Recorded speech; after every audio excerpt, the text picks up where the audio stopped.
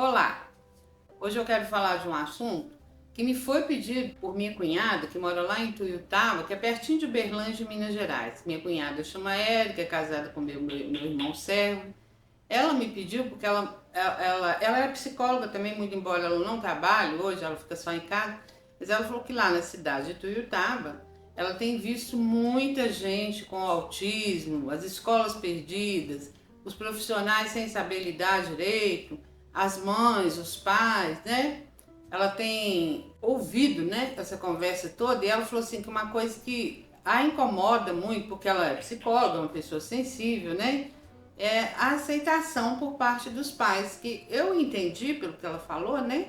Que essas pessoas têm dificuldade de aceitar o diagnóstico, né? E às vezes vão levando a uma coisa que está muito aparente, um autismo aparente, que está precisando de algum tratamento, né? Vão levando para frente sem tratar e vai dando burburinho na sociedade, inclusive, né? A gente sabe que isso é assim, quando a pessoa não é tratada adequadamente, né? Dá problema na escola, dá problema em casa, dá problema com os coleguinhas na rua, às vezes a pessoa não consegue fazer coleguinha, começa a brigar com todo mundo, né? Então é uma coisa que fica desajustada. Então, assim, a minha cunhada me pediu e eu achei que era muito interessante, porque assim, é a primeira coisa que tem que acontecer quando você tem um diagnóstico. É autismo, né? Esquizofrenia, vários problemas, né? Com deficiência, são assim, né? Primeira coisa que você tem que a família, o pai, mãe, né? Irmão, tem que fazer é aceitar, né? E existe aquele diagnóstico. Para quê, né? Que você tem que aceitar? Procurar tratamento, né? E muitas vezes o tratamento, que eu acho, né? Na minha posição, assim, que eu tenho esse costume antigo de tudo, né? De 37 anos nesse barco de autismo, eu acho assim que muitas vezes o tratamento não é só para o autista, não. É para a mãe, para o pai, para a família inteira, para o irmão. Porque, assim, é um diagnóstico desestruturante, a verdade é essa. Ele quebra o equilíbrio, né? E por que que ele quebra o equilíbrio? A gente, vamos falar da nossa sociedade brasileira, ocidental, a gente tem uma ideia, né, de ter uma família, pai, mãe, um filho, dois, três, e a gente pensa assim um dia, né, quando os meninos já tiverem, vamos falar que a lei fala 18 anos, né, já tiverem independentes, a gente não vai estar mais cuidando deles, a gente não vai mais estar pagando as coisas deles, eles vão estar podendo se bancar financeiramente e socialmente. Ah, eu quero ir morar na Europa. Vai, tem 18 anos. Às vezes não tem nenhum emprego lá, nem nada, mas consegue lá cuidar de cachorro, é comum esse tipo de trabalho. Então, assim, isso já é uma dor muito desestruturante, porque assim, se a gente pensar que às vezes a gente não fica pensando nisso quando tem uma família mais comum, né, mais equilibrada. Mas quando tem alguém, né, que quebra essa rotina de equilíbrio aí, né, fica evidente. Às vezes a gente não percebe, mas fica evidente nos pensamentos da gente, né, que a gente é egoísta. A gente não quer viver para um filho, né? A gente põe filho no mundo, né? Então, quando tem alguém que é mais especial, e não é só que ele não vai dar conta eternamente. Ele é especial, agora eu estou precisando cuidar muito dele, agora eu estou precisando entender do assunto. Isso já tira um monte de tempo da gente. Com meu filho aqui de 37 anos, que tem um autismo muito grave, né? Eu não tirava férias no trabalho. Até hoje, né? Eu tenho 64 anos, ele tem 37. Eu não posso sair de noite se eu não arrumar uma pessoa para ficar com ele. Claro que com o tempo você acostuma que ele vira a sua rotina também, você nem preocupa, né? E como, pelo menos socialmente, ele também melhorou, ele sai fim de semana, passa fim de semana fora, então isso me ajudou muito. Mas assim, todo esse tipo de coisa, né? Quando vem um diagnóstico que fala assim, não é normal. Vamos falar assim, é um rótulo, né? Não é normal. Aí, o seu pensamento, sua previsão, o que vai acontecer com aquilo? Um pensamento que assim, que às vezes a gente não rotula, mas é um pensamento, um sentimento de morte daquela pessoa. E também de morte da nossa pessoa. Porque aquela pessoa não vai ser mais aquele ser que você pensou. Ah, um dia forma, vira engenheiro, ou vira gourmet. Hoje tem várias profissões diferentes, né? Casa. Morreu esse ser aí. Também do lado de cá, morreu você, né? Que às vezes é o mais difícil, né, da gente encarar. Morreu você que achava que não ia ter que bancar o resto da vida, que não ia ter que cuidar o resto da vida. Um autista, por exemplo, severo, né? Ele é um bebê eterno. Muitas coisas, às vezes, ele não sabe fazer sozinho. Eu falar que eu tenho um filho de 37 anos que eu não posso sair à noite sem ter uma babá. Pode ser um babá, homem, pode ser um psicólogo, qualquer pessoa, mas ele não fica sozinho. Então, isso aí é uma coisa que a minha cunhada comentou que ela vê isso acontecendo muito. Às vezes, a gente que está de fora é que vê esse burburinho. A pessoa que está no meio da confusão, né? Às vezes ela nem percebe que isso está acontecendo, que ela não está aceitando, que ela nem vai procurar um diagnóstico, porque ela acha que o filho é arteiro, é bagunceiro. Além disso, né? Às vezes muito bagunceiro demais da conta, né? Que diagnóstico de menino pequeno, que autismo geralmente é diagnosticado como menino pequeno, então a gente não vai falar que ele é um traficante, mas ele é arteiro demais, passa da conta, não atende nenhuma ordem, não te escuta, né? Não olha pra você, dá bola nenhuma, né? Quer ficar pelado o tempo todo, né?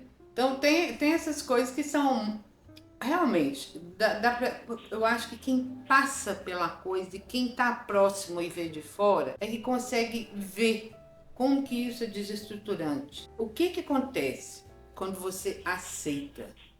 Você passa a ter uma estrutura equilibrada de novo. E isso é muito importante. Você procura tratamento, procura nome. Antigamente eu ouvia umas coisas até de médico, falando assim, que você dá o diagnóstico, atrapalha, ainda mais em autismo leve, por exemplo, né? Não, deixa o menino ir levando. Não acontece assim. Ele vai levando, mas um dia a coisa vai aflorar, um dia vai aparecer uma dificuldade que ele não dá conta. Então, bom é você ter o diagnóstico, aí você passa a ter uma estrutura de novo. Uma estrutura com muito problema, com mais dificuldade, o filho é dependente, o irmão às vezes vai ter que ajudar um pouco, ou o irmão não quer, né? Mas é uma estrutura. Então, é um ponto de exclamação, não vou dizer que ele é final, não, mas muito importante. Às vezes a gente pensa que aceitar dói, né? Mas a gente tem que pensar também, gente, uma coisa que até o Ricardo que está gravando hoje aqui comigo, meu assistente super, né? Ele falou que às vezes tem coisas que são muito mais difíceis que autismo, né? A gente está num mundo muito violento, né? Por exemplo, tem um filho traficante, tem um filho assassino, né?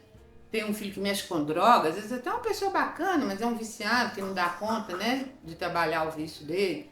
Filho desempregado, hoje em dia é comum, né? A gente estava falando isso aqui agora. As pessoas hoje, de repente, tem um filho que está desempregado, também tem filho, esse filho, então as pessoas têm um neto, um filho que está desempregado, a mulher dele também está desempregada, e às vezes você não tem muita condição financeira para ajudar. Todas essas coisas são doloridas, né? Quando elas acontecem pra gente, parece que elas são as mais doloridas, né? Então, eu penso sempre assim. Aí eu acho que é um passo muito importante. E é muito importante, gente, quando a gente está na confusão, às vezes, assim, a gente sempre percebe, por mais que a gente não queira, né, aceitar, enxergar, mas a gente sempre percebe. Procura ajuda do melhor amigo, não precisa ser do psicólogo, não. Pergunta para o que está acontecendo. Você está vendo o que está acontecendo? O que você acha, né? Procura gente que você confia, né? Eu acho isso muito importante. Às vezes, a gente pensa que aceitar, tem que ir no médico, fazer um diagnóstico. Isso é depois. Às vezes, se você está com muita dificuldade, né? Conversa com seu melhor amigo, com seu irmão. Às vezes você tem um irmão que você bate mais papo com ele, né? Porque isso aí é fundamental. Por que eu tô falando muito disso, né? Você vê, a minha cunhada, ela é psicóloga, mas ela nem clínica nem nada, não. Mas ela tá numa cidade de 100 mil habitantes, que é uma cidade que geralmente as pessoas se conhecem, né? Não é uma cidade muito grande, não é pequena, mas não é muito grande. E ela tem visto. Principalmente porque ela é mulher de psiquiatra. Meu irmão tem clientes autistas. Então, essas notícias também chegam para ela de uma certa forma, né? Porque chega através, às vezes, do meu irmão também, né? Então, você vê que é um negócio, assim, que é importante, que é o que ela tá percebendo, que o pessoal lá de Tuiutaba tá desestruturado, tem problema com as escolas, o pessoal tem essa nova lei aí que tem que aceitar todos os meninos da escola, mas os acompanhantes não estão sabendo lidar. Às vezes tem acompanhante pro menino, mas ele não sabe lidar. Então tem todas essas coisas aí que elas precisam ser encaixadas, né? E, gente, assim, eu acho, o número um é a aceitação, tá? Eu conheço muita gente que fica chateada com essa palavra, aceitação, né? Mas ela é primordial. Agora, acima disso, né, vem o respeito, que é diferente de aceitação.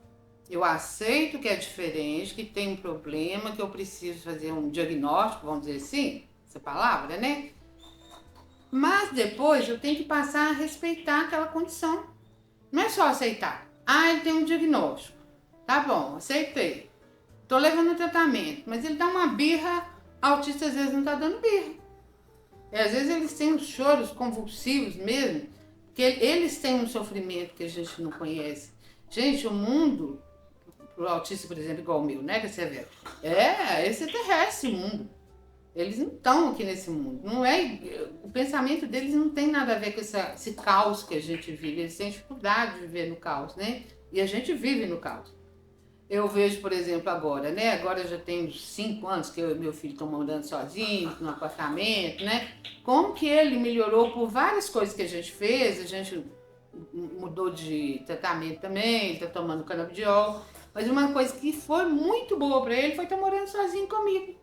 Ele vai na escola, ele sai todo fim de semana com o Jorge, que é o tutor dele, mas o tutor sai com mais 2 colegas, que também são especiais, né? Eles passam o fim de semana no sítio, mas é estruturado. Então, essas coisas todas, né? Elas falam do respeito. Porque, assim, eu não tenho como... Gente, eu aceitei, é autista, tá bom. Mas eu não tenho como obrigar um autista a ser uma pessoa comum. E eu não posso ler as respostas dele para o mundo, né? De uma forma como eu leio. Por exemplo, tá? Eu vou num jogo de futebol, né? Tá aquela bagunça lá, aquela confusão. Inclusive eu tenho independência para sair, né? Se eu não tô gostando, demais, né? Mas a pessoa que tem esses problemas, normalmente quando ela tá na nossa dependência, ela não tem como optar, né? Eu fui uma vez no casamento desse meu irmão lá de Pirituba. Foi até em São João del Rei, porque antes deles casarem, a minha cunhada era de lá e tal. Eu fui com o Pedro nesse casamento.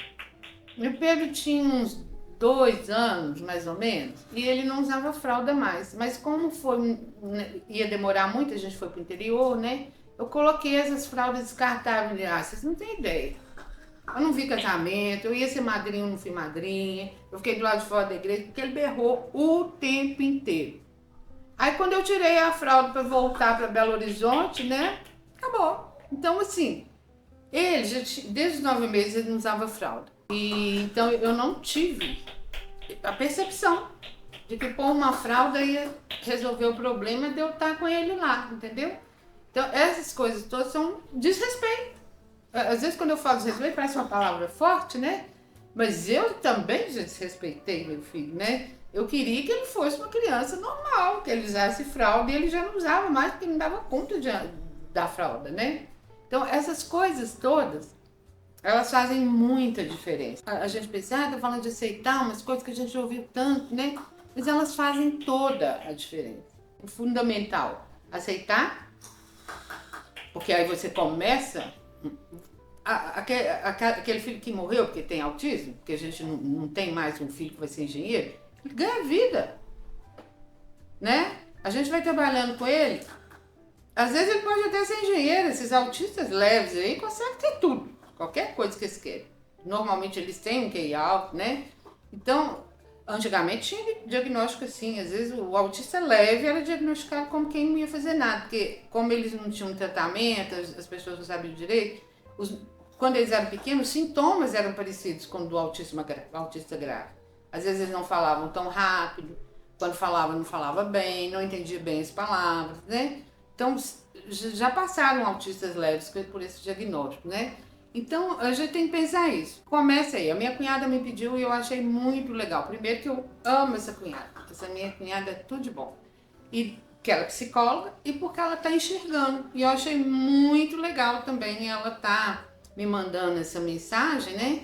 Que ela tá preocupada sem ter um filho autista, né? Sem tá, ela convive pouco comigo, ela tá sempre no notícia porque a gente conversa. Mas ela tá preocupada com os autistas, né? E eu achei muito bacana. Ela tá engajada na causa. Quando eu mandei um vídeo pra ela, ela entrou direto no canal. Ela gosta de computador, adora, né? Então, eu quero até agradecer muito ela por ter me dado essa dica, né? E eu vou encerrar aqui hoje, gente, porque hoje eu tenho um motivo especial para encerrar. O meu filho, Pedro Ivo, hoje está em casa e está fazendo um barulhão. Ele está de pé quebrado. Então, saiu muito da rotina dele, né? Então, nós estamos com dificuldade de gravar muita coisa. Então, eu vou encerrar, porque eu acho que eu já falei o tanto que é bacana.